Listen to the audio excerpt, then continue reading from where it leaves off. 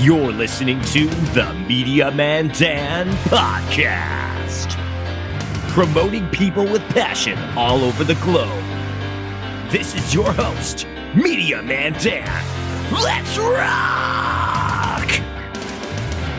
What's up, guys, and welcome back to the Media Man Dan Podcast. I hope you guys are having an incredible summer. Right now, I am going to have an incredible band with me, and that is Stonehaven. Straight out of Corona. This is not COVID related. This is a kick-ass band that you need to hear in your eardrums that combines some of the best music you've ever heard in your life, from nu metal all the way to metalcore, even deathcore at times. And we have Sean of the band, who was nice enough to join us for this amazing chat. He has all the passion in the world. He's a little high, a little drunk, but we are so fucking ready to talk about everything on his mind. We have so much to discuss because I love their music, and I know you guys will too. Please go to the description right down below anytime while you're listening to this and check out the playlist that I made of their entire discography. Welcome to the podcast, Sean. How are you doing today? It's great to have you here. I am fantastic, Dan. Thank you for having me on the podcast. I will say I take objection to one thing. We did cause the coronavirus pandemic. It was because of us. It was you guys. That's it. That's where it came from. Started it, and we named a whole ass city after it, and that's why we're from Corona, California. Yeah, Corona didn't exist before COVID. That was created afterwards. The title never stuck.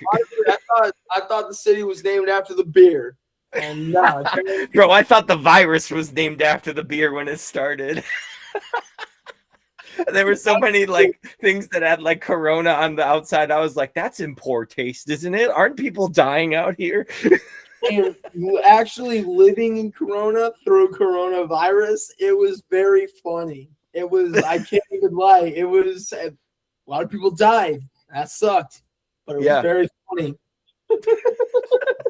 It does suck when people die, but it's also pretty ironic how many things went pretty fucking crazy.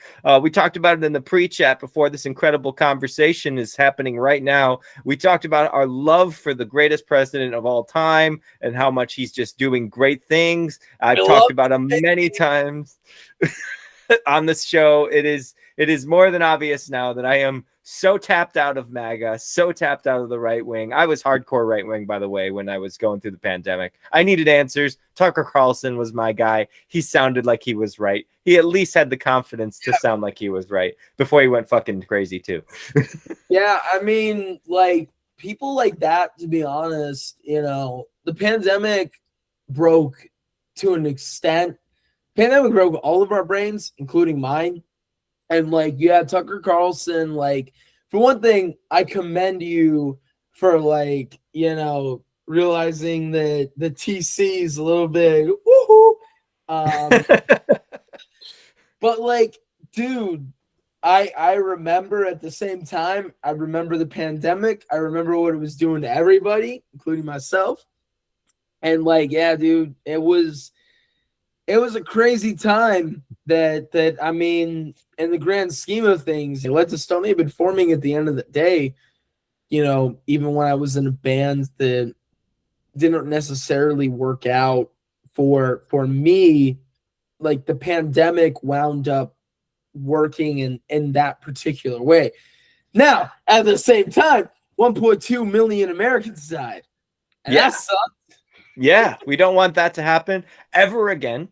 Let's play pretend and just say if there were to be another pandemic and we were to find out that there are a lot of people that are consistently saying false information, probably just stop listening to those people. Probably the best choice is to talk to professionals, talk to your doctors that would actually know things, and don't trust the media in either side. It does not matter what they say. They switch sides all the time. Everything about vaccines I got in trouble for on YouTube, so I won't even talk about it. But I will just say these two sides, they like to flip-flop whenever they can because they're owned by the same people. So fuck them both.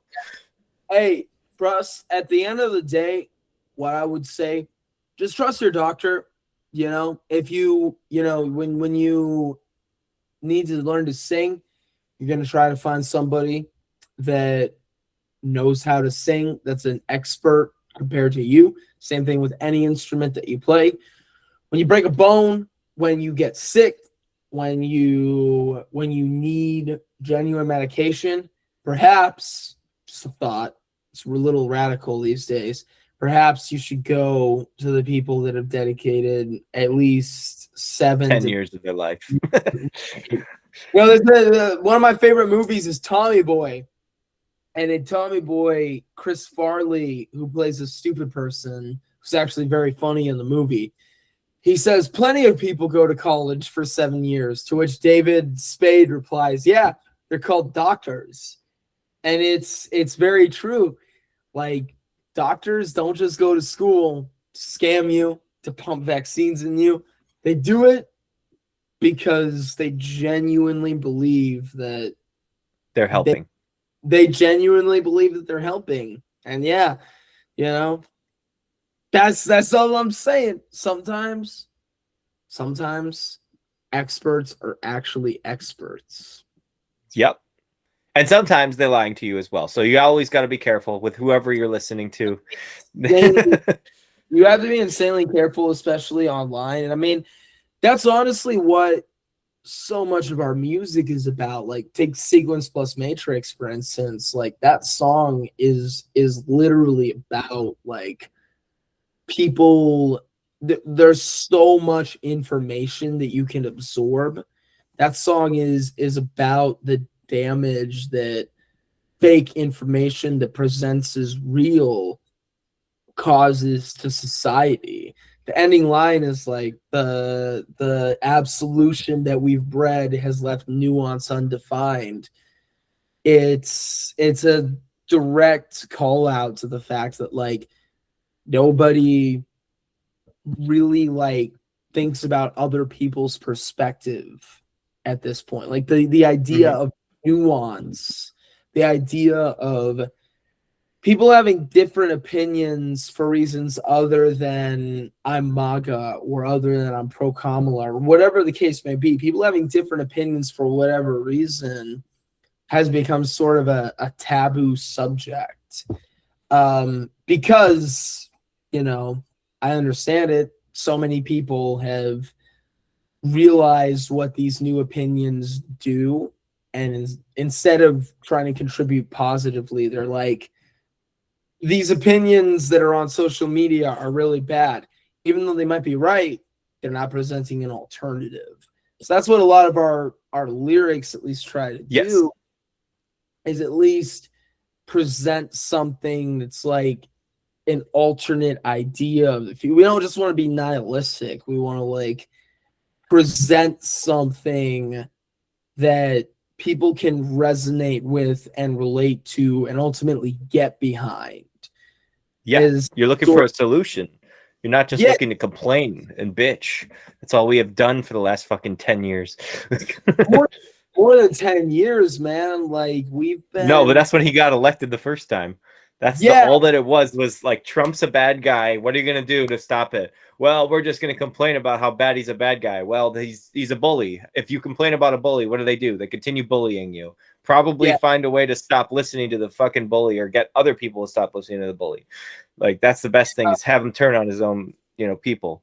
Yeah, as opposed to, like, a lot of people who oppose him try to, write strongly worded letters. And, like, quite frankly, when we're dealing with that, like, that party or that faction of the party, we're dealing with people who don't actually believe in our institutions, don't actually believe in the Constitution or getting things better. And that's sort of where we are. We try to write music about, like, making things better, even if our music outwardly is insanely negative, because there's a lot to be negative about. We're trying to at least encourage people to think a little differently, whether it's from our music, whether it's from the posts that we make on social media, whether it's from our, Discord that we have. It's, like, free and open to everybody who wants to join us. We try to really figure out and resonate with the issues and the frustrations that like everyday people like you and me are going through, whether it's high gas prices, whether it's like just feeling like you're unrepresented, whether it's in politics, whether it's in just normal day-to-day life. We genuinely try to be that voice that tries to resonate with people who feel that way. Yeah. Yeah, well, here's the thing. I should say this before we continue with what you were saying before. You said one of your songs specifically is connection to a nuanced society, and that is Sequence plus Matrix, which for the first time I listened to your stuff, I didn't know what song that was because I was like so comfortable with one genre, and I was like, oh, now it's different. Oh, now it's different. Oh, now it's different. And when you play it on shuffle, you definitely don't know where you are. But that song specifically, it has a very heavy sound to it. Like you said, you got the negative energy, but at the same time, it has something there that is more lyrical than other songs, which are just more of like headbangers, I guess you could say. You know, there's a lot of like really good heavy hitters that you guys have created that you just get to rock along with. If you don't listen to the lyrics and you just want to jam, you can jam. But then there's songs that make you think. That is one of them. And of course, the most recent song as well. And I think that, you know, it is helpful and like it's going to, you know, improve society the more that we have nuanced perspectives, the more that we take our minds out of the box that we've been put into, whether it's right, left politics or whether it's religious, non-religious. I think that it's great to have constant, you know, opinions changed. I think always I want to be proven wrong by somebody. I want to be like, oh, well, I never thought of it that way. And I love hearing that perspective because then I get to go and I talk to my people that I've told that I think I know everything. And then I'm like, hey, guess what? I was wrong.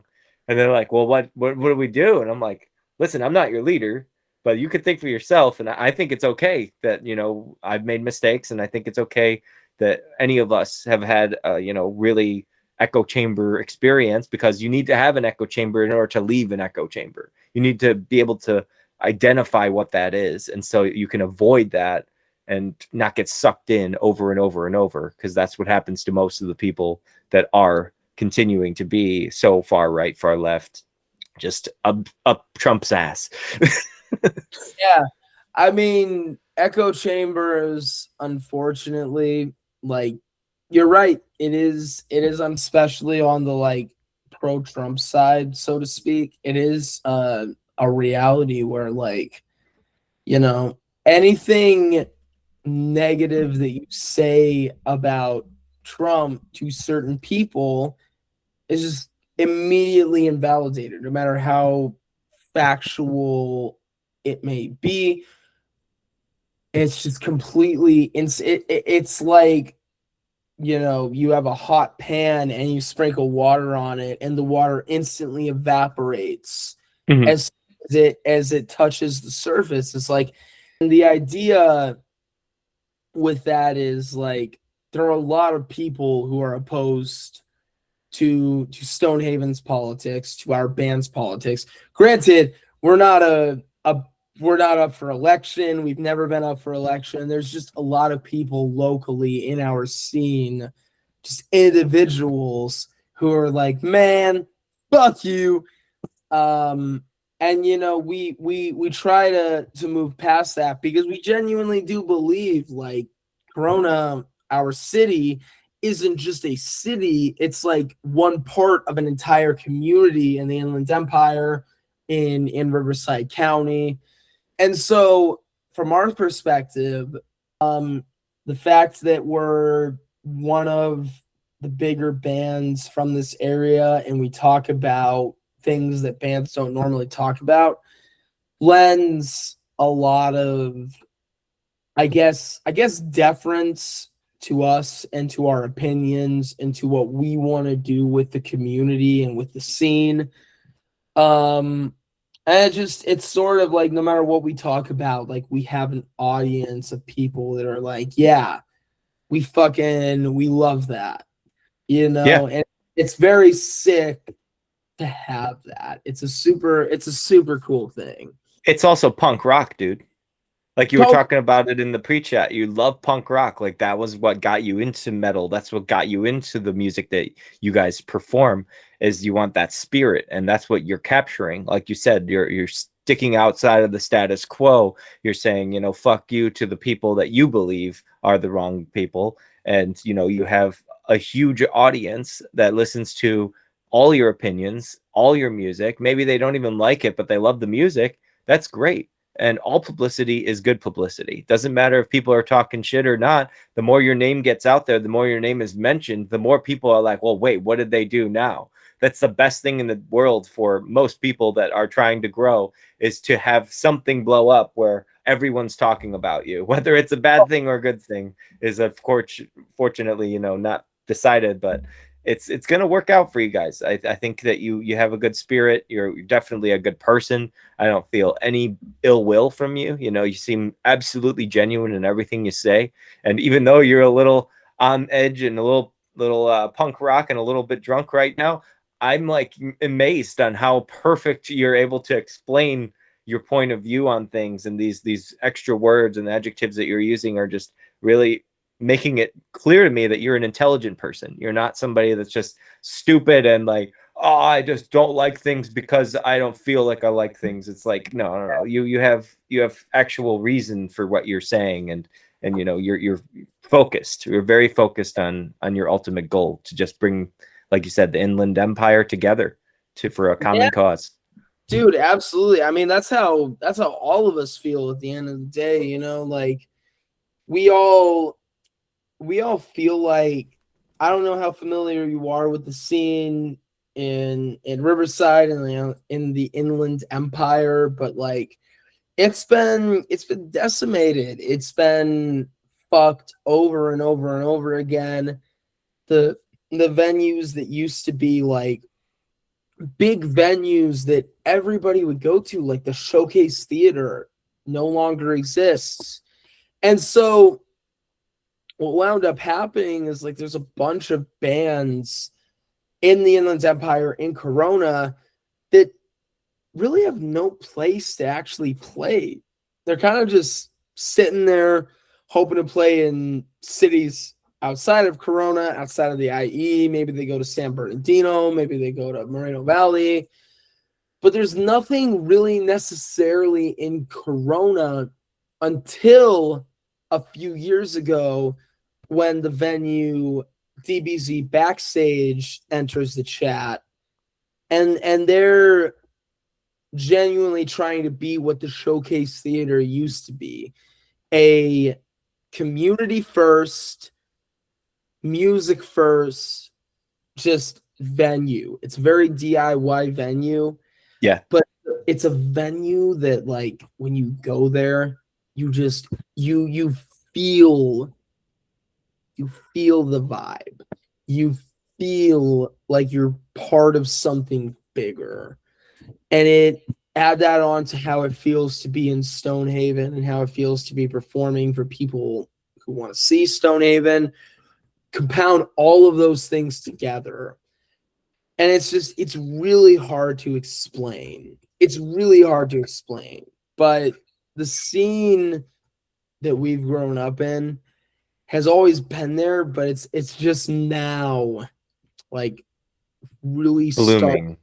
Blooming is the best word. It's not necessarily popping off. It's just starting to bloom. It's just starting like, oh, there's like rumblings of what's happening. Hey, You know? let's not discount the amazing show that just happened in this time period that this is getting released. You just played at the House of Blues with Where It Lies, Scarlet Siren, other incredible artists from the IE. You're just talking about the DBZ venue as well, Against the Sun to my right here, also going to be playing there. Like, you guys have your places that you fit in, and people want to hear it, and they want to give you a shot to be on stage. And even though you see yourselves as still growing, you're already at the level of, you know, importance that people are going to see you on a lineup with artists that are, you know, great. They're great artists. This isn't the little guys playing in their garages. This is real hard rock metal scene that you guys really need to be part of. And I mean, you fit. You guys are part of the bill. It's going to be awesome.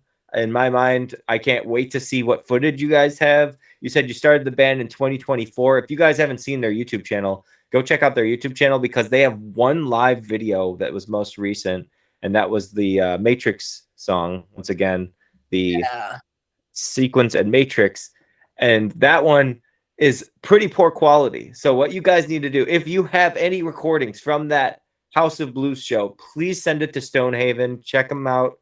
Put it in the DMs and make sure that they can post it, because I'm pretty sure that these guys rock so much harder than whatever that quality was in 2024. And I want that modern you guys, you know, to bloom, to be in front of everybody. That's what I love.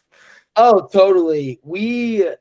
This is our second time ever playing House of Blues, and the the first time we uploaded, I made a video about the first time we played and just uploaded it. And it got a little traction on Instagram, but like the first time we played, we were at House of Blues specifically. It was a promoter who was like, you need to sell 50 tickets. If you don't sell 50 tickets, you're gonna have to pay for the tickets yourself. We ended up burning a hole in our wallets because like we couldn't sell 50 tickets at the time, 2 years ago. And then they tell us we have to use the back line. We have to use all the amps that the venue provides. Like, we're a metal band, even 2 years ago, we're like, we're heavier compared to the other bands that we're playing with. Mm-hmm. And so when the sound guy is like, you're just gonna have to play this song, you're just gonna have to play the whole set clean with their backline that they forced us to use. It's God. Oh shit. So last time we played House of Blues, I sprinted from the stage in the parish room all the way to the guitar, which is like a quarter mile. It's long, but for somebody like me, who is terrible cardiovascularly, I don't ask much. I sounded like shit the rest of the night. I remember looking back at the footage and being like, fuck, because I was so absolutely agitated with my performance, even though it wasn't necessarily my fault. I remember the last time just being like, God damn it, I could do so much better. And so that's the goal with House of Blues this Friday, is the idea that hopefully we can do a little bit better. A little bit better. No, you guys are going to kick ass, dude. You're going to kick ass. A little bit better.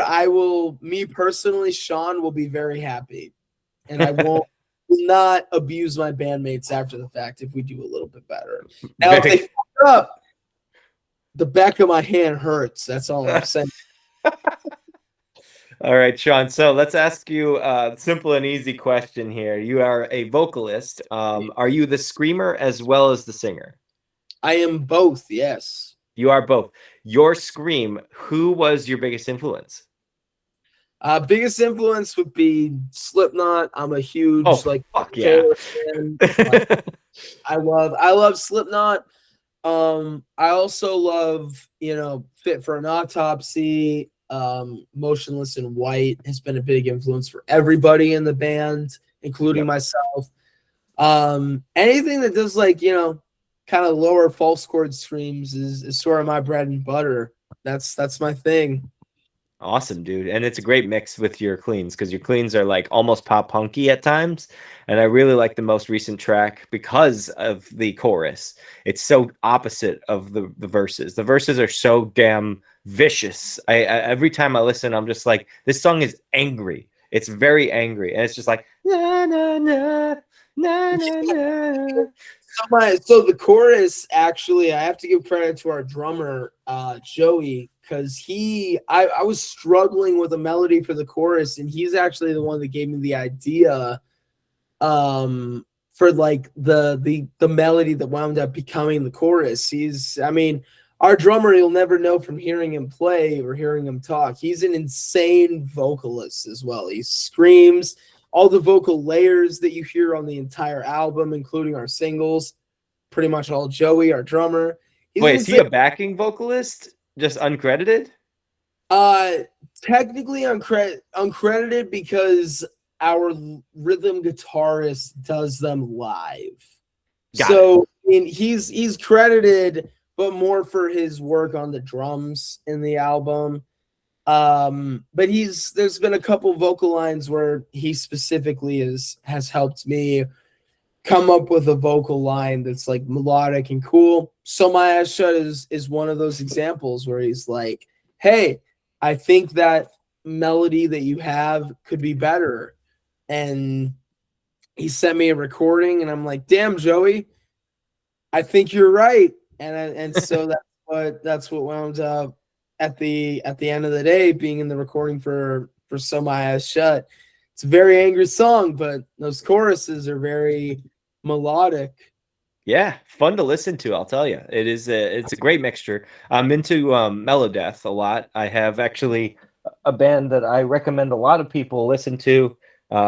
Technically, their vocalist is insane. Scar Symmetry originally had Christian Alvestum. Then he joined Solution 45, other things like that. That dude's insane range of going from beautiful angelic cleans to vicious growls within a second. He's just so good at it, and I think you have that same type of range in your voice. You're obviously a tenor as well, so very good. I am a devout baritone. Baritone. Yeah, I'm mostly like, Corey Taylor is my biggest influence, but like before even Corey Taylor, it was like Eddie Vedder, Scott Weiland, and they're all kind of. I grew up on grunge. They're all like baritoners. That's sort of how I learned to sing, and then I wound up getting into like Slipknot and shit like that, and I was like, oh shit, I want to like fucking yell at people now, and that's where it came from. And I'm guessing Iowa was your breakthrough where you were like, holy shit, this can get heavy. How'd you know? Well, there's one track specifically. I think it's your third or fourth track on this playlist that I made. That is My Final Suicide Writings. I fucking love that one. And then Pages, the groove of that song. Like it is groove metal to the core. It's definitely more Korn. And when you do your cleans on that one, you nearly match Jonathan Davis at times. I was like, am I listening to Jonathan Davis on a Stonehaven track? We've been made fun of a little bit. One time this lady commented like, this would be good, but the way you're copying John Davis is so blatant and offensive that I don't want to listen to it. And I'm like, damn, that's yeah. Is it because the accent do you use? Like you use the vowels that he uses or something? I think so. Like, so that song Pages was recorded when we were recording our like debut EP. And like I had so little time to write lyrics and melodies, and like everybody was telling me like, wow, what you came up with is great. So I was like, okay, let's do it. And by time we released the song, after we released it, more people gave me their opinion on it, and I'm like, I think it's a sick song. But then somebody I knew that was a drummer said, wow, that song would be really easy to play if I had 3 arms and a second dick. And because it's like completely impossible to play in like exactly how it is on the recording. Oh, really? Yeah, dude. Pages, is it the rhythm of it? I don't know. Pages is a great song. Nobody can play it live on the drum. Joey kind of can, but he says he has to like add stuff to it. Yeah. Hey, adding fills is not a bad thing. You can do like a remastered version in the near future for your album if you guys have a full LP in the works. Yeah. Oh yeah, we just finished recording our LP like 2 months ago. We do have a debut album coming out, I believe July 14th. It just depends on like how quickly we get the masters back. Gotcha. And then who's your one? Actually, I think I know. Is the producer Bradbury? No, so that's Bradbury is Against the Sun's producer. We went with somebody who was not as known in the scene when we first started, but his name is Damian Alexander. And he produced our EP, same guy. We were like, did a really good job with that.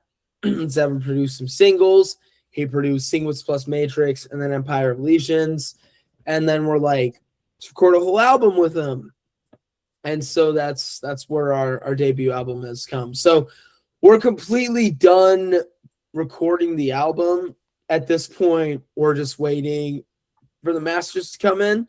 The masters, by the way, are done by one Chris Crummett, who you might know from Dance Gavin Dance, Sleeping with Sirens. Oh, shit. Yeah.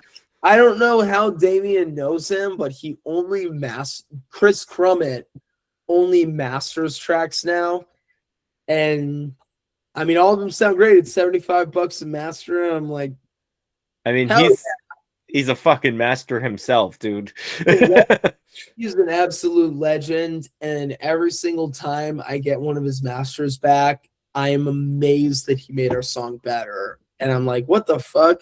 How did you turn a mix with a master and make it even better than it already was? That's what I'm thinking. That's just what he does. Because like your production already is very tight. It's very good.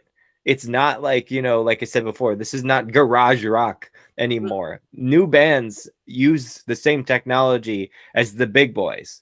I had a band on called Black Sound. They were originally in California. They moved to Japan, and they actually have their production done by Bad Omens. And ever since I started listening to that band and other bands in that same post-hardcore genre, I've been thinking, I'm like, who is like the godfather of doing this stuff? And obviously Joey Sturgis comes to mind. And my favorite, Lee Albrecht. He's the newest of like the prodigy producers, but now Johnny Frank, as I know, Bill Murray, I saw him just last month or this month, and he was also a major part of the scene and how much it changed and that mastering and just how the mix can always have more depth than it originally had. And it's crazy to me because I always think about like just recording one instrument at a time in a studio sounds god awful. Most of the time you can't even make them sound good at the same time unless they're playing in the same space and they have to have their own booths, and then you add the vocals and you're like, oof, this is a rough mix, but we're gonna make it happen. And somehow those guys hear something, they add their little plugins, they send it over to the guy, the masters come back, and it sounds like something Bad Omens just was ready to drop. Like, it's insane how much value music now has and how you're able to get to that quality of the professionals just for, you said $75? Yeah, I mean, dog, honestly, so that's $75 is the cost of each master, but like if you pay $12-13 a month, you get access to everything basically that Apple has. So like Final Cut Pro, Logic Pro, a bunch of everything Apple has. If you have Logic Pro and you learn how to use that and it's like less than $15 a month, I am terrified of what you're going to know in a few months. Yeah. It's one of those platforms where like, unless you really, really know, you don't know. But like we have, I don't know, our whole album was recorded on Logic Pro. It was mixed by our producer on Logic Pro, and I'm pretty sure it was mastered by Chris Crummett on Logic Pro. And, we ultimately, I think where we're at with it is we ultimately made an album that we're musically proud of, that we have put an insane amount of work into. Mm-hmm. It's also an album where we're like, we could do better next time. And that's sort of how we view it. Even like at this point in time when this podcast comes out, it'll probably still be like, A couple months away, yeah. Anywhere from 2 to 6 months until the full album drops. And we're already talking about album 2. And that's sort of personally, we're already talking about album 2. And that's sort of where we're at. We're always trying to move to the next mode. We're always trying to just keep going. Yeah. Keep Hit going. your goal, keep making a new one. Absolutely. What's the name of the album, by the way? The name of the album is Hate What You Believe. Hate What You Believe. Correct. Yes. It's an encouragement, so to speak, to think about the things that you grew up with and to just at the most basic level, just to question them. Okay.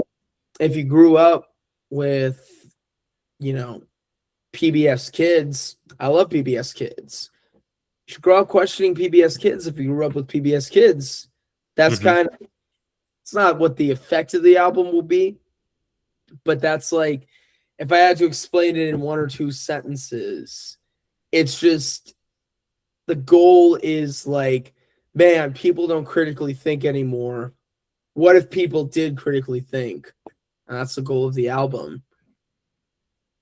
I like it. So it's taking your origins and questioning your origins so that you can find the truth in what actually exists around you instead of what you've been brainwashed into believing for your whole entire life. Not mentioning the Catholic Church at all, but, some things like that where you can have this, moral and ethical thing that have spawned from, years and years of training your brain and tradition and things like that really change your whole perspective. My thing is like guilt is one of the worst things that comes from religion. I've learned that this is like a thing that really causes a lot of people to never get help for themselves because they believe that they're supposed to suffer because of their actions and things like that. It like, Yeah. I'm sinning, therefore I must have to deal with this horrible consequence. And Guilt is a bitch. It is crazy. yes, indeed it is. But not as good as their explanation of how to get out of the guilt is because you have to go up to a random stranger in a robe and tell him that you did everything, and he has to not judge you, and then he has to say, all right, now go pray about it, and then you have to be like, all right, I'm resolved. I'm absolved of my sin, I'm good. What'd you say? And then he goes and molests young boys. I don't like the Catholic Church. Dude, have you ever thought about touring with a band called what are they called? Hail the Sun? I've thought about touring with my homies and Against the Sun. Tour of the Sun I've never heard of, but I know Hail the Sun. Hail the Sun. Have you ever? Right, Hail the Sun. Still never heard of them. No, never heard of them. Okay, if you have a chance, this band hates the Catholic Church. They made it so damn clear. I went and saw Ice Nine Kills. They were the opener, and they just could not stop talking about how awful everything is. And in my mind, in like my first fight or flight reaction is just like, hey, it wasn't all that bad. And then at the other part, I'm just like, okay, I mean, I can see where people come from. Like you said, the molestation part is not something we can sweep under the rug. Obviously, that's horrible, and I don't want anybody to be in that position. Yeah, if that completely under the rug. I mean, hey, I like Pope Leo. He's cool. He did the 6-7 thing the other day. I'm like, he's from Chicago. Exactly, dude. He knows that it's fucking sacrosanct to put goddamn ketchup on a motherfucking hot dog. And listen, I like ketchup on hot dogs. That's my personal taste. That's just because because I didn't have all the right flavors when I was growing up. So I had the pickiness. Yeah, it said you do like an idiot, but I'm a New Englander natively. Like my family grew up in fucking Boston. So like not only am I into all the Boston sports, but like East Coast food and shit, I'm a little bit of stickler over. So when you talk to me about Chinese food, or when you talk to me about Italian food, I'm like, you've never been to Boston, have you? Because and this is the reason is because the especially Chinese food in Massachusetts is so good. It's one of the few memories that I truly have from that era. And it's so good. And it's just a straight up tasty meal. I don't know how much it costs anymore because I haven't been there since I was 5. But I hear Boston is expensive as shit now, which makes me because I would Yeah. like to someday. Yeah, you got a question where you came from with your album here, bro. You got a question. Was it really that good, or was it because you were 5 years old? I gotta learn to hate what I believe. Yes, sir. There we go. Plug that album, brother. All right, so Hate What I Believe. The first tracks are, I'm guessing, are going to be the 2 singles that we got with the same artwork, which is The Fallen and So My Eyes Shut. Am I correct on that? Yeah, those are so yes, you're correct in that those are 2 singles. The first 2 singles that we actually did release that are going to be on the album as well, Sequence Plus Matrix Nice. and Empire of Legions are also going to be on it. So Empire will be the opening track, Sequence will be the second track, The Fallen is the third. There's a ballad as the 4th track that we have Ooh, a ballad. we played it live, but we haven't released it yet. And there's one other single aside from the ballad that we play live. And everything else on the album, honestly, like if we have the energy to play it live and like a rehearsal, we will, but it's more like to show that this is what we want to do next rehearsal. Make sure you're prepared to learn this song. And that's sort of where we're at. Like the album Hate What You Believe, it only has like 6 singles, but it's 13 songs. It's a lot of songs. No, I'm happy that it is that, man. I've been told by so many people that they're abandoning the long form content. Like everyone has been TikToked and YouTube shorts and Instagram reels nonstop. So they only can handle 2.5-minute songs. I fucking hate that. I want a whole album. I want to hold it in my hand. I want to show other people and be like, listen to how these songs transition into one another. I want that whole, like, if it's a concept album, this one obviously has a lot of, emotion behind it. If it has something where each song is telling the same story and it like concludes in a way that you would finish a story, I'm always about that. I can't stand an EP that has 3 songs and it's 2 of them that have already been out and they're like, and here's the one new song, and not to shit on anybody that's done that. It's famous. It's a famous marketing ploy. Yeah. Well. But it's garbage, bro. It's garbage because it's like, I already know these 2 songs. I love these 2 songs, but I want something new. And they're like, here's one song that you get on top of it. And now it's called an EP. Yeah. It's like, dude, no, it's not.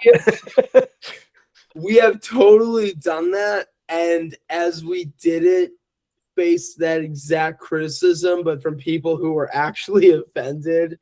Yeah. And so, I mean, a lot of it at the end of the day, in the year of our Lord 2026 comes down to marketing and how you present yourself, and doesn't really matter what an artist has done.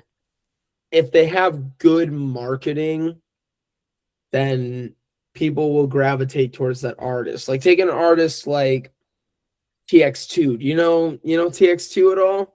They were the opener alongside Hail the Sun for Ice Nine Kills. And not only were they the opener that I remember the most, they were the best opener I've seen in quite a long time when it comes to metal. I had a great time watching them perform, getting the hate that they did instantly, because that's what they're kind of branded as, hate me because you don't want to ever like good music, or call me a poser, or call me, the F word in gay slang. Like the bad. word. Yeah, the bad F word. And I don't want to say it because it's not something that I personally believe of Hey, anybody. not a good Yeah, word. I Hey, said it when I was younger because it was stupid. That's what you said for stupid. It was like synonymous with that. As I've yeah. learned over time, it's a little bit more, poor taste to say it that way. I'll say it when I'm pissed off. I'm not gonna be like, I'm some perfect PC warrior now. Fuck that shit. I am still conservative, but I will not just throw that out unless I'm with a friend, man. I can't like not think about it because I talk to so many people. I work in hospitality. Last thing I want is for people to take this and think like, oh, you hate people because you're using the hateful word. It's like, no. I think it's a really strong word. I think that's why I use it, is because of the shock value of it, but I'm not going to use it here. Genuinely mean it. No, I'm just kidding. What? I use it because I genuinely mean it. Yeah. Actually, it's what it is I hate exactly what you think I hate. Everything that you said I am is what I am. That's Eminem's playbook right there. Whatever you say I am. Listen, I see the Eminem sign in the background, so Fuck yeah, brother. I'm a big Slim Shady fan. I love Eminem, especially old school Eminem, like the first 5 albums. Oh Sick. yeah. I love Eminem so that's another thing that like people literally do not know about my band. Even my closest friends who like know me personally, like know my birthday and shit, do not know just how big of a Kendrick Lamar fan I am. Oh I am shit. Kendrick Lamar and like I would say rap in general, but like Kendrick Lamar specifically is like my favorite artist of all time at this point. I love it used to be Slipknot. I love Kendrick Lamar. After the Drake beef, after GNX especially, that's like what sold me on it. I'm like, this dude is the greatest rapper of all time. And I Yes. was like, oh my God, I never loved Drake. I never was a big fan of him. Like his music always sounded kind of basic to me. Good thing I was right. Yeah. And Bro, you know, I'm with you. I'm with you there. I also did not enjoy Drake when he first came out. I thought it was okay. I was like, okay, this is, I guess a little bit more auto-tune than I would expect. It was kind of like the Love Lockdown from Kanye at the time, and we all know how Kanye turned out. But Drake, like, he just didn't really appeal to me. I never thought he was like a good rapper in any way. A lot of people would be like, he's so good at rapping, and I'm like, he's singing though. Like, that's just singing. Like, Eminem raps. This guy sings. I'm like, there's totally different like genres, I guess, in hip hop like, now. yeah, Kendrick, like he mostly raps. But, Kendrick like, is a fucking lyrical mastermind, dude. That yeah. song, Not Like Us, everybody's heard it before. Oh yeah, I million think, if I'm right, and I think I am, I think that whole entire album is freestyled. GNX, like the album they released in I think, yeah, I think that because of his delivery on it, maybe like there's parts of it where they had to produce and make a chorus out of something where he like said something, and they were like, oh, well, you need to have a hook now because you were just fucking spitting straight fire for the last 10 bars. You need to find a hook. And he's like, they're not like us. And they're like, cool, we're gonna repeat that. Like that was probably it. But like the rest of the time, I can just feel that spirit of true hip hop through his bloodstream and into that microphone. He is spitting all of the best lyrics, and he's speaking truth. Most of the time he's doing it as not tongue-in-cheek humor, but actual, care for the world, care for the community. The weird thing I don't like about his voice is that he created an accent that's not, it's not like undone, never been done before, but the accent was so fucking popular that these, white guys and new rappers would implement that into their stuff and be like, look at how interesting my voice is. It's like, you're being Kendrick Lamar right now. Like, dude, get the fuck off of this. like I am such a Kendrick Lamar fan that I've never even noticed or like realized that like I know other people attempt to copy his style, but I've never noticed like people straight up just trying to be like Kendrick Lamar clones. Yeah. Well, they can't. I mean, he isn't. he's an unbelievable monster when it comes to the rap game. This guy is top tier. I mean, Dre doesn't work with fucking idiots. I low key like Kendrick for my money personally. I mean, I'm a white dude, but like Yeah. Kendrick is the best rapper, at least of his generation. Mhm. You can make an argument like Tupac might be the best of all time. With Hit 'Em Up specifically, like I think that's a really valid argument that you can make. Hit 'Em Up is like Not Like Us made a big impact. Hit 'Em Up is literally probably the greatest diss track of all time. Yes, And like it's the epitome of diss tracks. it is the epitome of diss tracks. Like I'll like reference it sometimes in rehearsal. I'll like make like jokes or gestures towards that song, and my bandmates are always like, "Ooh," or they realize what I'm making a reference to, and they're like, maybe we shouldn't talk about that song." And I'm like, I don't know. It's one of the best songs of the 90s as far as I'm concerned. You know, it's a fantastic track. Like, I mean, anything Tupac did, especially later in his life, was really fucking good. But like, I really recommend you watch this documentary. Really recommend this one. I've listened to the album. I've never watched it. Thug Angel, dude. This one, so obviously there's the one that had the album with it, which was Tupac Resurrection. That's pretty good too. Eminem had a couple of production credits on it, and I really like what he did to mix Biggie and Tupac on the track. Is that the same one that had Hellraiser on it?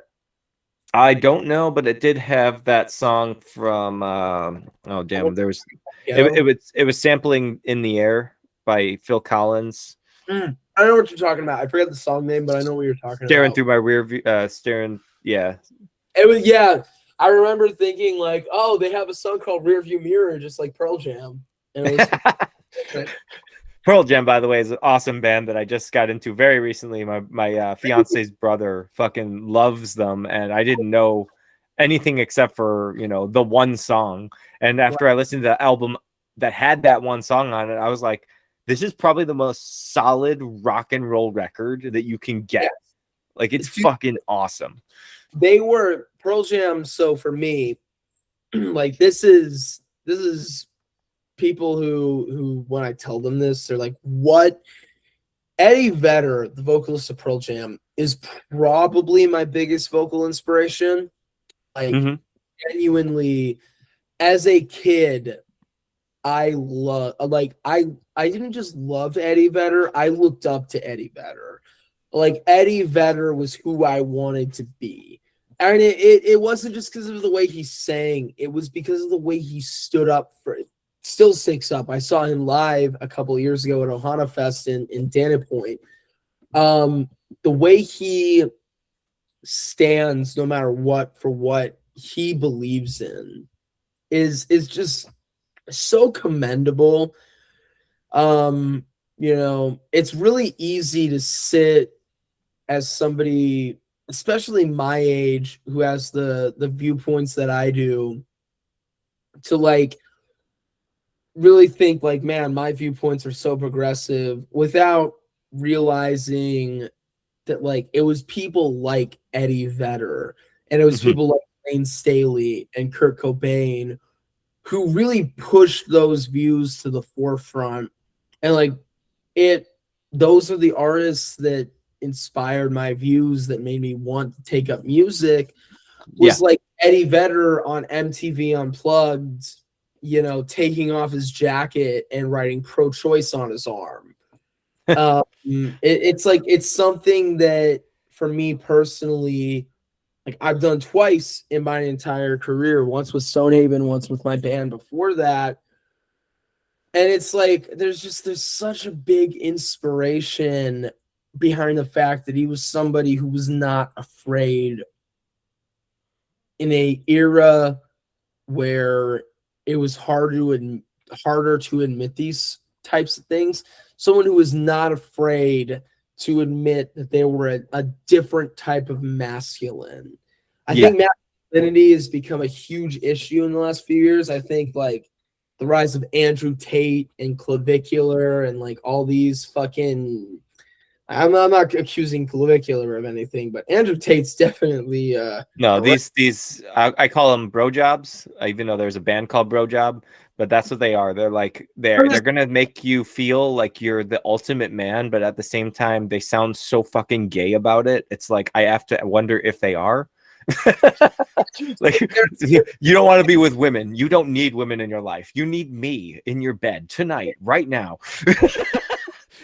you like dick, and the thing You is, want this in your mouth. there's nothing wrong with like penis. Like He's gonna have that argument. He's like, you know what? I think it's bad that we have this rep that we have to be, you know, that we have to care about pussy, but we don't need pussy. We have dick. Like I swear he's gonna have that. Yeah, I mean, one day. Why would I want to fuck bitches? That's Andrew Tate, basically, and then he'll like go and walk like this. No, he is. Like, he is. You really use the F slur to a fault, don't you, Andrew Tate? He is one of those people I was actually just talking about on the other podcast episode, most recently with my friend Nobody. He's one of the people where there's an asshole, and then there's the full on like, you know, fascist Nazi, and he's just the asshole. He literally the only thing that he's able to do is manipulate males, and especially like people that are really low self-esteem. That he's able to manipulate you into believing that you're better than you are, which is good. That's not a bad thing. It's just that he exceeds that level, and then he grows into this monster that's throwing his own opinions across. And it's like you don't have to do that though. Like you're helping dudes. There's Joey Swoll, right? He goes up to the gym and he makes a big joke about, like, you know, you're expecting him to say something bad about a guy that only lifts 20 pounds, and he's like, you know what? He's fucking lifting. How much are you lifting? Why don't you go to the gym? And it's like that's the kind of positive reinforcement, especially dudes need, so that you can be like, you know, just do it, man. Just do it. Like fucking Shia LaBeouf. Just do it. No, maybe don't take inspo from Mr. LaBeouf himself. He appears in 10 years for a generational crash out. But yeah, I'm excited to see Andrew Tate put a fucking bag on his head that says I'm not famous. Oh god. You're completely right though. Like, yeah, dude, those like Clavicular, Andrew Tate, like those people, like, I don't know, do you have like a son? Do you have siblings? Like, do you have anybody immediately in your family that you would worry about being like, I really, like, once they get old enough to go on YouTube, I'm like worried about them? Do you have that in your life at this point? Not yet. My fiance and I are looking for our first place, actually. We've been together for 15 years next month. So it's been a long time, but we are best friends, obviously. So nothing's going to stop at any point. She is one of my biggest supporters. She's the reason that I do what I do, both in work and in life. And I love her. She's my angel. Love you, Allison. But yeah, there's a plan. Allison. Yeah, there's a plan to have kids. And my whole thing is to keep them away from all of the social media. Like this behind me, do you think that they're going to get bored anytime when they're in my house with DVD players, Blu-ray players, video game systems? They can play any music that they want as long as it's not explicit. And they can watch any movie that they want as long as it's not rated R. And we can watch it together, and I can explain it, and I can have them question it and criticize it and see the value of each thing that I own as something that's not just, oh, you own a piece of plastic that's holding another disc, and wow, that's so cool. My parents always saw it as like, you're purchasing this. Why are you purchasing this? It's not just because it looks cool. It's because the music speaks to me, man. It's because that's what I lived. And I remember gathering each and every one of these albums and being like, this is what it meant to me in this time, and what I was thinking about, and what this song did was so cool. And it's like, I can't do that on a streaming service. I can't be like, okay, well, we're going to shuffle and hopefully one of these songs will matter to me. But I'll just be like, oh yeah, that's the one I heard during the pandemic. It was okay, I guess. Yeah. I mean, and that's why I'm so excited and so enthusiastic about like what I am doing as like just somebody in a band, somebody who's involved in like my local music scene, is because, like, yeah, dude, the pandemic really fucked people up. And like a lot of people it's really like crazy to visualize in your head, but we're still living with the consequences of the pandemic to this day. Mm-hmm. There's a loneliness epidemic, at least in the United States, that sparked from it.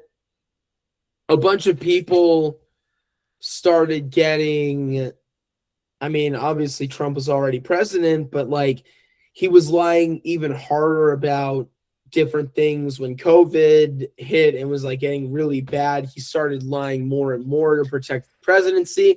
And then in Dude, addition to that, the institutions started saying crazy things about like how kids needed to completely ditch school and just, do stay. you remember when he was like, I don't know what QAnon is, and then at the next moment he was like, yes, I'm your prophet, like praise me. It's like, dude, what are you talking about? I'm very lucky. I have a dad who's like genuinely educated on this stuff. And he Yeah. had, since 2015, he had been like telling me about Trump and like, dude, do you think this guy, he asked me, do you think this guy sounds smart? It was 2015 during the Republican National Convention. It was just actually, it wasn't even a national convention. It was just a Republican debate. And I heard Trump speak 10 years ago, Mm-hmm. years ago actually, and I was like, wow, there's no way that was my first exposure to politics, and I was Mm-hmm. like, there's zero chance this guy has of getting elected, and then he got elected, and I was like, wow, that's crazy. And then, Yeah. you know, and Dude, then the roast of Donald Trump, when they didn't have any indication that he was even running, they were joking about like there's no way in hell.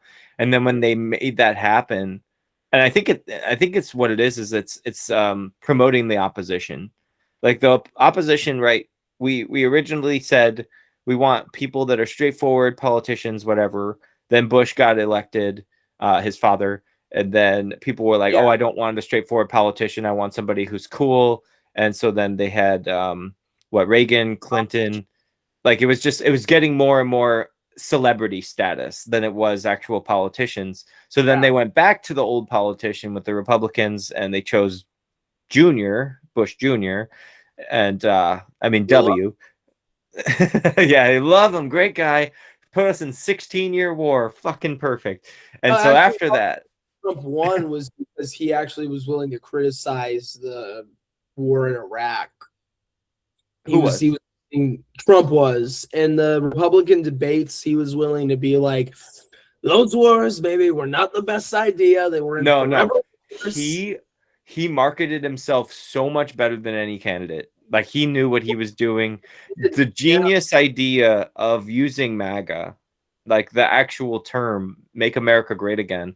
If you say I don't like MAGA, it means you don't like America. That's how he made it. It was so smart in that level. But like you said, your father has pointed out his intelligence is not all there. He's probably got a team of PR people that are, taking care of this and running everything behind the scenes. But he is a straight up just speak how it is kind of guy. He's tell it how it is, New Yorker. And like I've been waiting. I told many people now, I've been waiting for him to just quit and become a podcaster, because I'm telling you, his numbers would be higher than heaven. He wouldn't have to worry about ruining our entire, ecosystem, our entire lives that we are really struggling to just perform at the greatest that we can, and barely able to make it because of the fucking gas prices and anything else that's happening because of world affairs. I would just love for him to be like, that was it. I had a fun time. Now someone else is in. I'm going to make a podcast. You guys can listen to it. I'm a 90-year-old man fucking spouting out bullshit all day. And I would listen to it. I would listen to it all the time because I've always found him as the entertainer. I've never seen him as somebody that I'm like, that's my leader. I'm a cigar that's unlit, and I'm gonna pretend to be Bacon's Bits on Instagram. No, wait a second. Before you say that, just so you know, I am not a big fan of Bacon's Bits. See, Bacon's Bits. I think that overall, the overall overarching idea of what he says is solid. I just have an unlit cigar, and Yeah. that's why I said that. But like, no, there's some things I don't like about Bacon's bits. I have found myself gravitating towards like Jesse Cannon and Andrew Southworth more than Matt Bacon. I trust Matt Bacon though. He doesn't seem like somebody who's straight up is just willing to lie to you about it. No. No, that's not really the point. The point is like there's a lot of YouTubers who could make a substantial sum of money by promoting Trump, by promoting politics, and yet what happens is many artists who have really zero political affiliation continue to have zero political affiliation, not necessarily because they love or hate whoever is president, but because Donald Trump himself is so polarizing that most people rationally and correctly are like, maybe I shouldn't meet with this guy because it might end my career. And what they ultimately wind up being is correct. Yeah. Here's the problem with Bacon Bits' way of doing things. I've always said this before. There's criticism. He's a common sense guy, right? He's using common sense. He uses the common denominator. We've all done it before. You're saying simple things to people that usually aren't thinking for themselves, and they think you're some kind of fucking prophet because you're able to speak directly to them because it's common sense. I'm hearing his advice and I'm like, okay, that's great. Here's the problem. In the long run, when you give everyone the same advice, they all become the same exact thing. So when you're promoting originality, how do you promote originality but also say, follow my program, otherwise you will fail? And then everyone's part of your program. And now you're the Bacon's Bits empire. You're just like, oh, which band do I like the most? And which one do I want to promote as a promoter? And it's like, I would never want that. I want originality. I know that it sounds insane because marketing is all about making sure that you follow the status quo of what is trending, making these reels every day. It's very sad to see what it's become. Yeah. I mean, to kind of bring it back to politics, like take Trump, someone who became instantly popular, whose popularity has waned, and then take like while his popularity goes down, somebody like Zoran Mamdani, whether you agree with him or not, his politics had become very, very, very mainstream in the last 2 years. And that's because he's actually, and for all intents and purposes, pretty similar to Trump in the sense that he's willing to outwardly and overtly speak about the pain that everyday New Yorkers are going through. Yeah. And what did they do? They made it a racist argument. That's what they came up with. They came up with the lowest thing. I think he's pretty popular thus far. I hope he stays popular. Oh, he'll be fine. He'll be fine. Because whenever you bully somebody, usually that's what makes them get more views. Like I said before. Hey man, much as Trump bullied him in the first term, like, hey, Biden won that first election against Trump. Yes. Oh, I've just remembered that we completely forgot to continue where we were at with TX2. I mentioned something, and then we went straight into the F slur. But no, what was the TX2 thing you were trying to say before? Because there was something about them, and I was just thinking about it. They're just like, honestly, the only thing I was going to say was to sort of add, I guess, or corroborate your point. Is like they're one of the bigger bands. Like we don't know them personally, but we have seen them like live. Saw them at Summer of Loud in 2024, I want to say. And it was great. It was a fantastic festival, but like the thing where we're at is like we commend TX2 for doing something unique. At the same time, they're also kind of doing the exact same thing. They're doing the same thing where it's like, and this is a direct criticism of us as well. Like they're doing videos that are like POV, you finally found this band that does blah blah blah. Oh, yes, yes, my favorite cringe content. Again, for bands that are like trying to figure out who their audience is, like there's value in those types of videos, but eventually, you know, you have to stop them. Like there's a very gigantic difference between Stonehaven and TX2. TX2 was at Summer of Loud opening for like Kill Switch Engage and Alpha Wolf and Devil Yeah, Wears Prada. You know, Stonehaven is my band is opening for Against the Sun. We're opening for Where It Lies. We're opening for sick bands but that they're like not big yet. right. Maybe your cousin's heard of them because he works in the industry. Gotcha. You know, that's sort of where we're at right now, and our viewpoint is like TX2 is cool. We're never gonna shit talk about bands that even if we don't like them, we're never gonna shit talk them. But like we kind of feel like we not have done more necessarily. We just feel like we're a little more interesting. Yeah. So our viewpoint is not necessarily like we deserve to be there. TX2 doesn't. It's like TX2 got there somehow. A bunch of other bands at their level got there somehow. How do we do the same thing? And more importantly, how do we do that? Collab with Ice Nine Kills. Hey, if it means collabing with Ice Nine Kills, you're not gonna hear Their me. song Mad, bro. That's what made everyone realize who they were, because Ice Nine Kills already made a name for themselves. They started out with the pop punk thing, the post hardcore thing. Everyone was like digging it, and then they were like, let's try a horror thing. And because they found their niche, that everyone jumped in on it and said, holy shit, this is brilliant. And Spencer was just like, I get to write about my favorite movies. Fuck yeah, I'm gonna keep doing this. Like, and so Honestly, then yeah. these other artists show up on their tracks, and now they get bigger numbers because they have Spencer on there, because they themselves have worked with Ice Nine Kills, toured with Ice Nine Kills. The Funeral Portrait specifically, their song, that's their title of their album, which I have here, and I'm gonna find it. Yeah. Suffocate City is like, the defining sound that I have of the Funeral Portrait. And for me, as somebody who listens to full albums, I know that this band is not just that song. However, I'm very fond of that song because it has the artist that I'm looking for. So collaboration, like you were saying before, I think that's a huge, great step in the best direction. I know that you guys already have your plan for the next album and the next album and the next album, but I'm thinking it's like, maybe if you did this ultimate collaboration project, that you would just be like, hey, Where It Lies vocalist, jump on this track with me.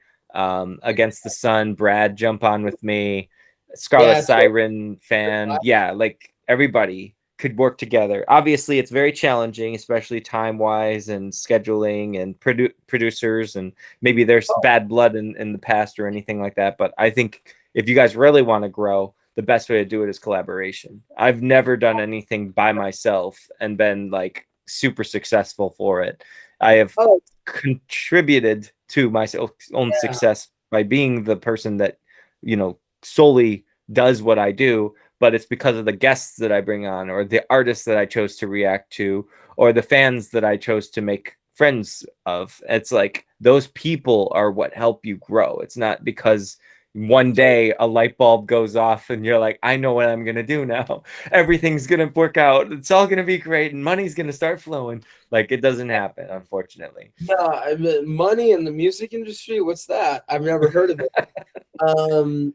No, like you're completely right though, man. Like, yeah, dude, it's really hard to even start making like, expenses back when you're in the music industry, whether you're doing podcasts, whether you're a solo performer, whether you're just doing interviews, like no matter what it is, it's like there's a lot of work that goes into it. There's a lot of thought and planning that goes into it. I mean, that's why we like, the music aspect of it. as Mhm. much as like all the other aspects, like promoting the singles, talking to people when the album's released, as much as that is important, the real issue is always promoting the songs that we've actually released and Mhm. promoting songs that we're going to release, and just, you know, what people think on Facebook is not what the vast majority of people actually believe. Bro, there And haven't been people on Facebook in like 10 years. I think I it's all AI now. I think it's 90% AI and like It's 9% bots. baby boomers at this It's point. so bad what I see in comment sections, especially for posts that are incredibly obviously not real. They're always like, "You're my favorite star. Please DM me. I can't wait to see you live. You perform like better than anyone. You're my favorite artist." And I go onto their page and I'm like, yeah, this person has absolutely no taste in music. They don't follow anyone, and they're completely paid off to be, you know, just some kind of hype crew. I fucking hate that. By the way, if you ever want to be successful, don't pay somebody to pretend they like you. That's a terrible decision. In Paying, fact, it would be better to be hated than to be liked at that point. paying for PR is something that I've just never understood, because like, I don't know, I've always felt like people can tell. Like, I've never tried to make Stonehaven's videos appear anything other than what they are, because I know people can tell, like, if we're being insincere or inauthentic to ourselves. People will be able to tell, even though nobody really realistically knows who we are. They'll sense that something awkward is going on when they look at our videos initially. And so, like, our goal is to just, there's two things. There's trying to appeal and trying to win over the most amount of people as possible, and also trying to gain the most new genuine fans who, for unpolitical reasons, just for reasons of wanting to like our music, want to be a part of our community. Like, it's kind of not necessarily balancing, but integrating the two into our Yeah. own opinions. And My it's crazy. my thing is, you guys are, you know, like I said, you're punk rock in the spirit that you are. You are a punk rock. You're trying to stand outside. If I were to say, as a marketer, and once again, I'm Yeah, not trying to be bacon bits here, the let me best hear thing you it. can do is anti-marketing, man. Imagine this. You start your video and it's the same shit that you see from everybody else. It's you mouthing the lyrics with the fucking text above you and like, try our next single. Then you pause it like in Emperor's New Groove and you go, aren't you fucking tired of this shit? Here's what the song sounds like. Boom. And then it just blasts in front of you and you're just like, did you like that? I don't fucking care. Go tell everyone to listen. Like, I, that's it, bro.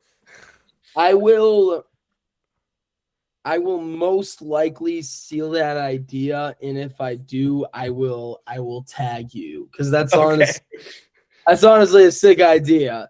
Because, yeah, Um, you can do the same thing that everyone else is doing, but also if you are self-aware and you're just as tired as we are of watching the same thing. The chorus is the best part of the song, and all I keep hearing is the first verse, the second verse, the first thing going into the chorus. It's not the actual chorus of the song. And I'm like, the tease is so irritating if there's no payoff. Like, something pay yeah. off. I need that big moment. Like, there are bands like right now, The Warning is huge. They're a Mexican band, Oh, all three girls, and girl power is amazing right now in the metal scene. Like, everyone's fucking making it, and it's so good to see. And shout out to Scarlet Siren, all three ladies that formed that band and make it the way that it is awesome. But like, the way that I hear music, I always say, show me the bridge. It's the weirdest part, but it's also like the one part of the song that's intentionally made to be different than everything else. Why hide the bridge and continuously show me a verse and constantly make me think, like, why would I want to go listen to that song? I haven't even heard the best part yet. The bridge of a song, the guitar solo of a song, specifically in a rock song, is so magical. And when you hear it the first time, you get obsessed with it. The first time I heard Cliffs of Dover was one of the greatest moments of my life. It was on fucking Guitar Hero, and I had it in my head, and I didn't know what it was for the longest time. I was like, and I would tell everybody, I'm like, what is that song? I would ask, AI, and I was like, what is this song? And I was obsessed with it. And then I finally found it, and I was like, oh my God, I'm so happy I found it again, because it played in my head instead of in front of me. If Cliffs of Dover started out and played just the every time I heard that, and it just scrolls, and then it's just like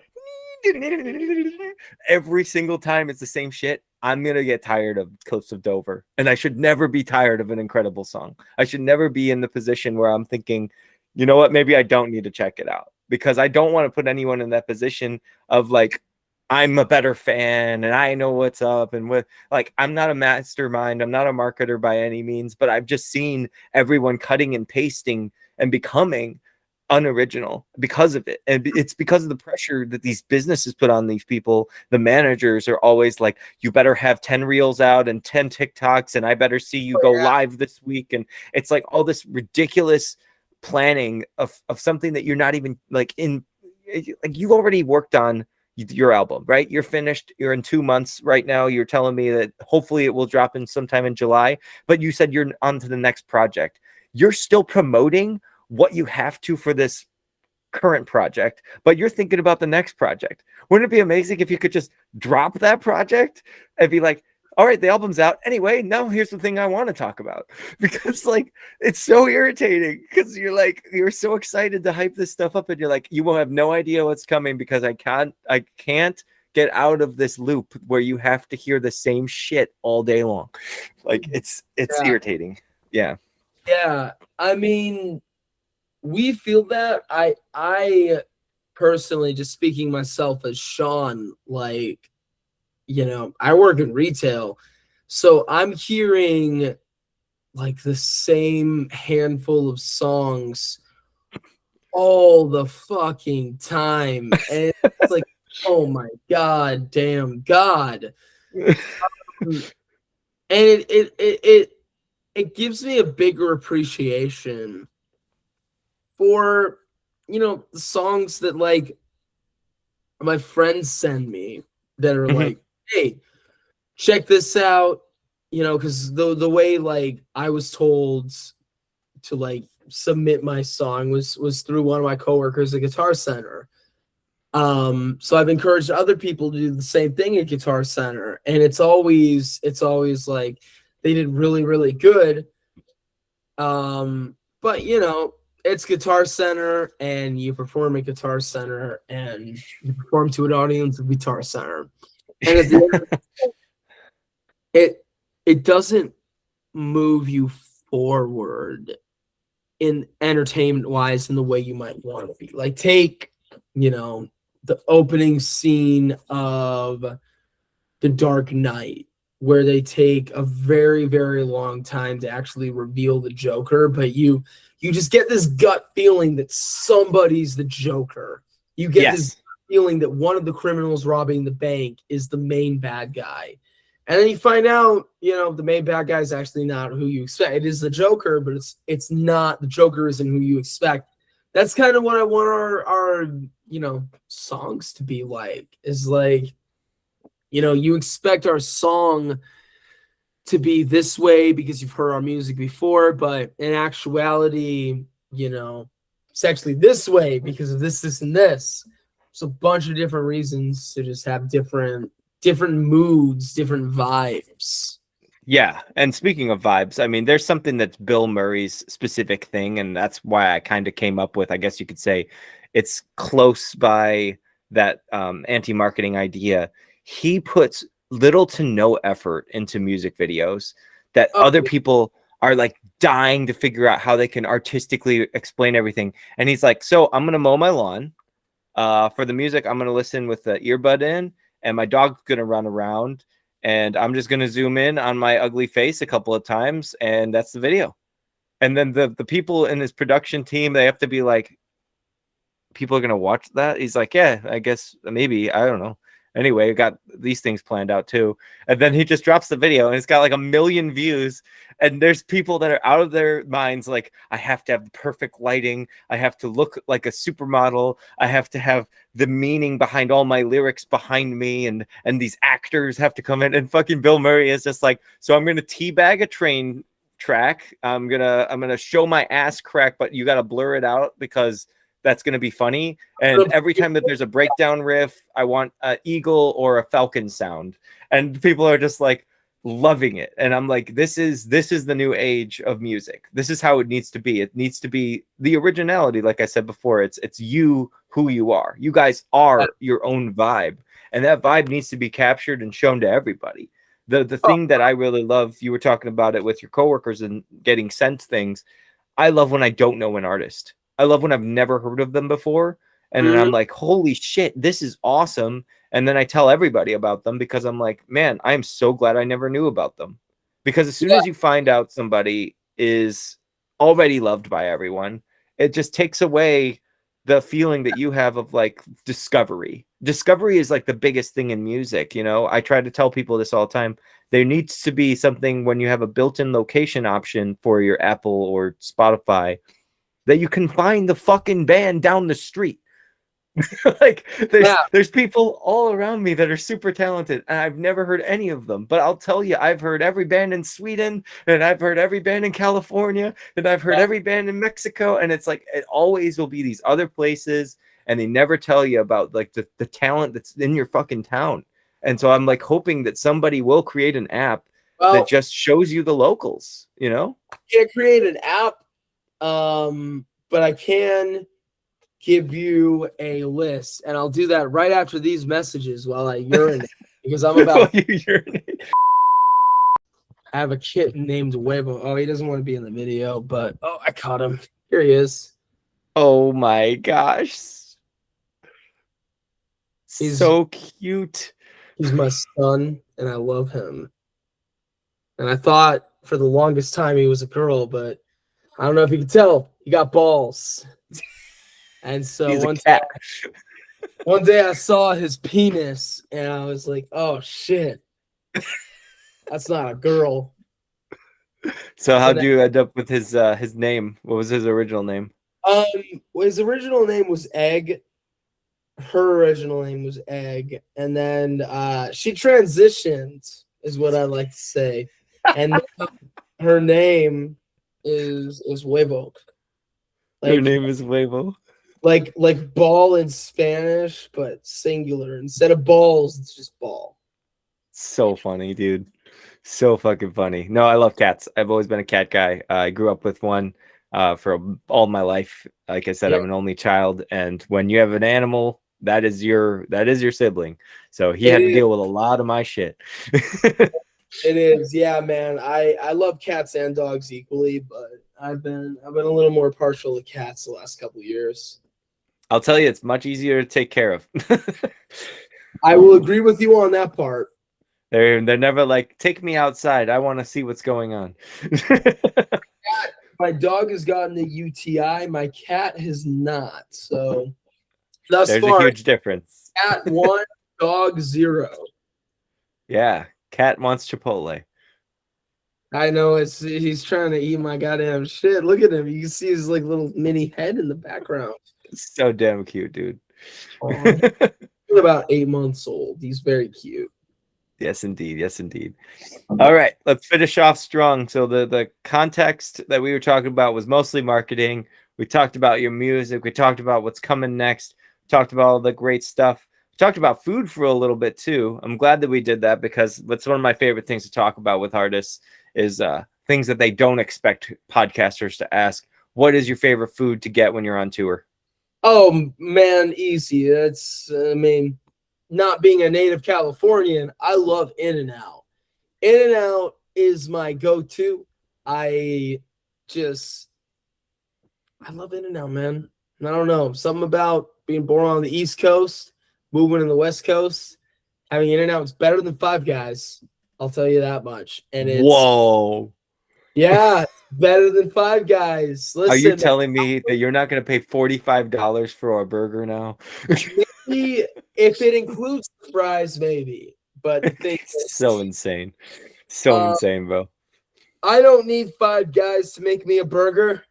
I just need one guy to make me a burger. And if it's a woman, then I'm okay with her making a burger too. But I pointed at one person making me a burger. It doesn't need to be a whole damn production. That's why I like Yes. because it's Yes. quick. When I have In-N-Out one day in the future, when I come down to the South or go to Cali or whatever in the West, I'll be very happy because honestly, we had Jack in the Box finally come over here. And ever since that happened, I have been so grateful that we have it because we had Hardee's. It didn't last, unfortunately. I don't know Hardy, why. I Canada? fucking love. No, in Chicago, dude. Damn. Yeah, we Really? had a Obama small State? one. Yeah. Love Barack There's Obama. one there's one that's still close by the Iowa border. We went over there for a Shit. 3 or 4 movie fest this past weekend. It was awesome, dude. I love going to our neighbors in Iowa. It's Barack Obama. Yeah, no, I'm in Chicago land. I'm not in the city, but either way, we had a Hardee's, and when it was there, I loved walking in. It felt like a nostalgia trip every time I walked in because not only were they having like the most amazing pop songs from 1997 to 2006 all day, every day, just constantly playing in there. But the food was fantastic. I felt like the first time I had Burger King as a kid, like I was like, man, this is like really solid. And then everyone avoided it like the plague. It was like, we can't go to Hardee's. I was like, it's delicious. And they're like, I know it's delicious. We're not going anymore. Like, Yeah. but it's so good. If they were Canadian, maybe they would be a little more into it. But I don't know. I didn't even know that Illinois had the testicular fortitude to have a Hardee's. It's so far from the Canadian border. Hey, Carl's Jr. and Hardee's is something that swept the nation for a little bit of time and then completely disappeared. Carl's Jr. Carl's Jr. though only swept the nation because their ads were a little bit, they're a little Oh rusty. yeah, they were They were smart. rusty. They realized sex sells. Yes, they were definitely smarter than Hooters is nowadays. Hooters has become progressive enough that they don't even want to show any cleavage now. And I'm like, what? Hooters went bankrupt. I don't think they're Yeah, even a restaurant anymore. it is still a chain for chicken, but nobody's thinking about it for the women. So I guess great for feminists, terrible for dudes. I mean, I never went to Hooters. Yeah, me either. I wanted to. I had dreams of it. I always would go through the magazines and I'm like, wow, this advertisement really makes me want to check out that food. Your cat has muted your mic. Oh There my we go. God. I said that I have never had a pet that I care about more than this cat, and this cat is everything I care about. Then I kissed him, and then he ran away. But nobody That's heard a that. cat for you. Nobody heard. Where is that fool? Where are you, fool? Hey, Huevo, come here. Come here, homie. Yeah, come here, homie. Say hi to the. Come here. You know you want to say hi to the people on stage, homie. No, don't run away. Don't run away. I caught him. This is Huevo. So damn cute, dude. He's actually like a very sweet cat. He's a very good boy. Even though he doesn't want to be held, he's a very good boy. And to him I say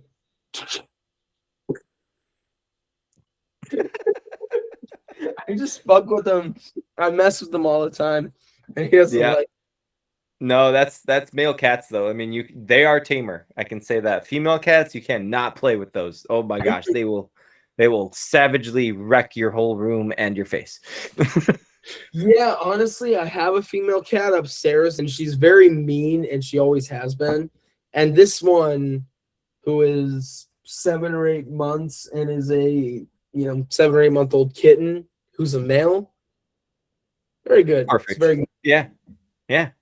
I don't know. They just got that tameness to them. All right, finishing question.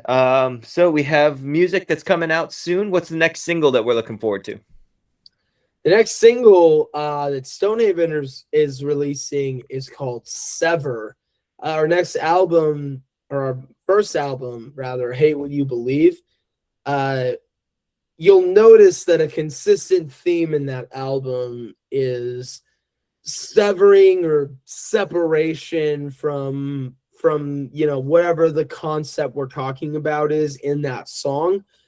The next single that we're releasing is sort of the manifestation of all of those ideas in one song, and it's about just letting go of everything that you hate in your mind about, learning new things, about trying to fit in a grander society. It's definitely one of the heaviest songs on the entire album, and it comes out. I'm gonna get the exact date because I want to make sure I'm right. Tuesday the 26th. So that is 1 week from when we recorded this on Wednesday the 20th. Yeah, 2 days. Yeah, exactly. Then, in any case, save the single. It's called Sever. It's the song we're most proud of this far.